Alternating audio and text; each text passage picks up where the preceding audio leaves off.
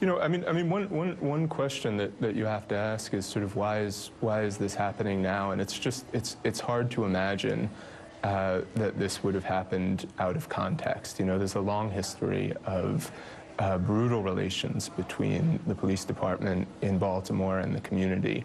And, the legacy, just coming in the aftermath of Ferguson and Eric Gardner. And Eric Gardner, right now, every one of these incidents is going to have this additional sort of energy to it, this feeling that, the level of injustice is just too much to take.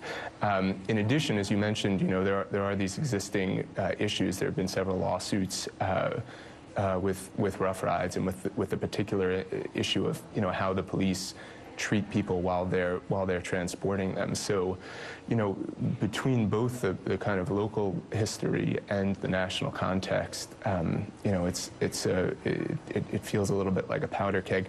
I'd say that earlier this week it didn't feel that way.